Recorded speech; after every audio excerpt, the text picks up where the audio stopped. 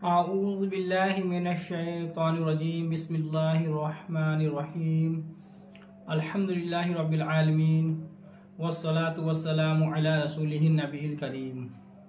अल्लाह के नाम से शुरू जो बड़ा मेहरबान निहायत रहम करने वाला है। तमाम तारीफ़ें और खूबियाँ उस शाफ़ी के लिए जो तमाम जहान का पालने वाला और शिफा बख्शने वाला है, जिसने कोई चीज़ भी बेफ़ायदा पैदा नहीं की। और दुरूद पहुँचे तबीब रूहानी व जिस्मानी हज़रत मोहम्मद रसूलुल्लाह सल्लल्लाहु अलैहि वसल्लम पर। चमन निशा दवाखाना यूट्यूब चैनल के नाजरीन को खुशामदीद कहते हैं। मैं आपका मेज़बान हकीम खुर्शीद आपकी खिदमत में हाजिर हूँ। आज का जो हमारा मौजू है वो है रुजत क्या है और रुजत कौन सा जिक्र लाता है। तो देखिए, रुजत जो है, जो अमल बिना किसी की इजाज़त से पढ़ा जाए, खुद बेखुद आप अमल करने बैठ जाएं, तो उस अमल से जो है रुजत आती है। किसी साहिब इजाज़त से इजाज़त ले लेना अमल पढ़ने में लाजिम व ज़रूरी है। अगर आप अपनी मर्ज़ी से खुद जिक्र करने बैठ जाते हैं तो वो जिक्र जो है रुजत लाता है। और या फिर जो है तलफ़ुज़ के अंदर कमी पाई जाए, आपका अगर तलफ़ुज़ ठीक नहीं है, आप जो अमल पढ़ रहे हैं वो गलत तरीके से पढ़ रहे हैं, तो वो जिक्र भी जो है फिर रुजत लाता है। उस अमल से भी इंसान को जो है रुजत हो जाती है। सबसे पहले आप समझ लें कि रुजत है क्या चीज़, रुजत में क्या होता है इंसान को। देखिए, जब कोई इंसान रुजत के अंदर मुब्तला हो जाता है, जब किसी इंसान को किसी जिक्र की रुजत हो जाती है, जब किसी इंसान को किसी जिक्र करने की वजह से, किसी अमल पढ़ने की वजह से रुजत हो जाती है, तो वो इंसान जो है पागलों वाली हरकतें करता है। उसके होशो हवास कायम नहीं रहते हैं। कभी वो बेहोश हो जाता है, घंटों बेहोश रहता है, आंखें सुर्ख हो जाती हैं, सेहत दिन ब दिन गिरती जाती है, और बाज़ औक़ात इतना शदीद हो जाता है कि जंजीरों में बांध कर भी रखना पड़ता है, क्योंकि वो लोगों को फिर मारने भी लगता है। यानी कि एक किस्म का वो आधा पागल हो जाता है। कभी तो वो अपनी सही हालत पे आ जाता है और कभी जो है पागलों वाली हरकतें करने लगता है। तो ये है रुजत। रुजत का जो माना है वो पलट आने के हैं। यानी कि आप जो अमल पढ़ रहे हैं, आप जिसको दावत दे रहे हैं, आपने किसी मौकिल जिन्नात को दावत दी आने की, और वो आया और आपसे कोई गलती वाक़ई हो गई, तो वो आप पर जो है हावी हो जाते हैं। आपके जिस्म और दिमाग पर जो है वो सरायत कर जाते हैं, आपके दिलो दिमाग पर वो सरायत कर जाते हैं, अपना तसल्लुत जमा लेते हैं। इसी को कहा है रुजत। समझ गए या नहीं समझे आप? यानी कि जो आपने अमल पढ़ा है, आपने उनको बुलाया है, पलट आना, वो आप ही की तरफ पलट आते हैं। बाज़ आमिलीन ऐसे होते हैं कि बाजारी किताबों को पढ़कर और वो अमल करने बैठ जाते हैं। बाज़ लोग जो है बिना इजाज़त के अमल पढ़ने लगते हैं। तो साहिब इजाज़त की इजाज़त लेना जो है शर्त है। बाज़ आमिलीन जो हैं वो फर्जी पीरों से इजाज़त ले लेते हैं, जिनका दूर दूर तक कोई भी अमल से वास्ता नहीं होता है। वो जानते ही नहीं है कि अमलो वज़ाइफ क्या चीज़ है, और वो अपनी शोहरत के लिए, अपने नाम के लिए जो है कह देते हैं, हाँ जाइए पढ़िए, हमारी इजाज़त है। तो ऐसे लोग भी धोखा उठाते हैं और रुजत का शिकार हो जाते हैं।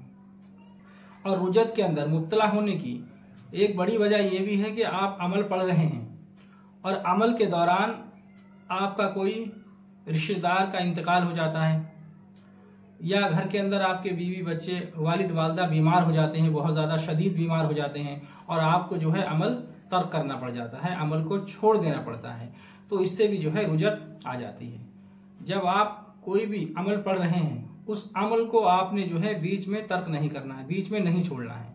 अगर आप बीच में छोड़ेंगे तो रुजत आपको हो जाएगी। इस वजह से भी रुजत आती है। और बाज़ मरतबा ऐसा होता है कि आमिल अमल पढ़ रहे होते हैं और अमल के दौरान अभी चिल्ला भी पूरा नहीं हुआ होता है कि जी रूहें हाजिर हो जाती हैं और वो आकर ये कहती हैं कि अमल को ख़त्म कर दें, अमल आपका पूरा हो गया, हम हाजिर हैं, जिस लिए आप अमल पढ़ रहे हैं हम हाजिर हो चुके हैं और अमल आपका पूरा हो गया, बताइए क्या काम है। अब जो नावाकिफ आमिल होते हैं, जो नासमझ होते हैं, उनको मालूम नहीं होता है, तो वो उनसे जो है गुफ्तगू करने लगते हैं, अपने अमल को छोड़ देते हैं। तो इससे भी जो है इंसान को रुजत हो जाती है।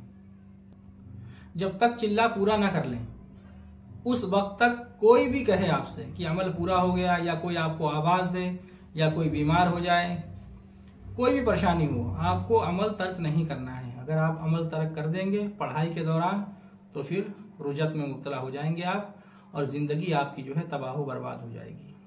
रुजत की एक अलामत ये भी है कि ना ही तो उसके दिमाग पर कोई असर पड़ता है और ना ही वो बेहोश होता है, लेकिन उसका कारोबार, घर, बिजनेस सब तबाह बर्बाद हो जाते हैं।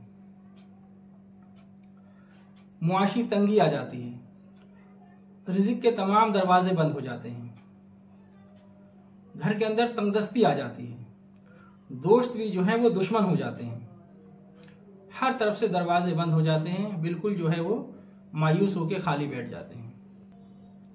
हर तरफ से तंगी आ जाती है, वो मायूस हो जाते हैं और तमाम रास्ते उनके जो हैं तरक्की के बंद हो जाते हैं। ये भी एक किस्म की रुजत है। जो लोग बिना इजाजत के अमल पढ़ते हैं और फर्जी आमिलों की इजाजत से पढ़ते हैं, तो ऐसे लोगों को रुजत जो है यकीनी है। इसीलिए आप जो भी अमल पढ़ें, किसी भी इस्मा की किसी भी आयत या किसी भी सूरत की आप ज़कात देना चाहते हैं, तो सबसे पहले किसी आमिल कामिल या फिर पीर कामिल से इजाजत लेना शर्त है। पीर भी हो तो ऐसा हो जिसको अमल के बारे में मालूम हो, जो जानता हो बाखूबी अमलो वज़ाइफ क्या चीज़ हैं, जो सही मानों में पीर हो, उनसे इजाज़त लेना चाहिए। आजकल तो रास्ता चलते बहुत आपको पीर मिल जाएंगे, तो ऐसे पीर की भी इजाज़त आपको रुजत से नहीं बचा सकती। बहुत सारे हजरात ऐसे भी हैं जो कुछ अमलो वज़ाइफ के बारे में जानते हैं, उन्होंने एक दो किताबें पढ़ी होती हैं, तो वो लोगों को अमल बताने लगते हैं। कहते हैं आप ये अमल कर लें, 40 दिन का है या 21 दिन का है, आपको इंशाल्लाह जो है जन्नात आपसे जो है मानूस हो जाएगा, मौकिलात हाजिर हो जाएंगे। तो ऐसे लोगों की बातों पर भी अमल ना करें। जब तक वो खुद उस अमल का आमिल ना हो, आप बिल्कुल भी अमल ना करें। जो आमिल आपको बता रहा है वो उस अमल का अगर आमिल है, तब तो आप उसकी इजाज़त से अमल करें, वरना अमल ना करें। ये भी एक बहुत बड़ी गलती होती है। अगर आप बिना इजाज़त और ऐसे फर्जी लोगों की बातों में आके अमल पर बैठ जाएंगे, अमल करना शुरू कर देंगे, तो आपकी ज़िंदगी तबाह बर्बाद हो जाएगी। जो आप खुशहाली की ज़िंदगी जी रहे हो ना, तो बहुत बड़ी मुसीबत में आप मुब्तला हो जाएंगे। इसलिए बिना इजाज़त कोई भी अमल ना पढ़ें, कोई भी बाजारी किताब खरीद कर उसमें देखकर अमल ना पढ़ें, और किसी अच्छे पीर कामिल या आमिल कामिल से इजाज़त लेकर ही आप जो है अमल पढ़ें। तभी आप जो है रुजत से महफूज रह सकते हैं। और सही अदायगी, तलफ़ुज़ की सही अदायगी से आप पढ़ें। अगर तलफ़ुज़ सही नहीं होता है तो ये भी जो है रुजत लाता है। अमल के दौरान कैसे भी खतरनाक मरहले आ जाएं, आपको हिसार से बाहर नहीं निकलना है। वो चीज़ें हिसार के अंदर दाखिल होने की ताकत नहीं रखती हैं। वो आपको डरा कर धमका कर आपके अमल को ख़त्म कराना चाहती हैं, ताकि आप अमल ख़त्म कर दे। कोई भी शख्स नहीं चाहता कि हम किसी के गुलाम बने, किसी के मातहत हों। तो वो चीज़ें भी जो हैं हाजिर होकर और आपके अमल को ख़त्म कराना चाहती हैं।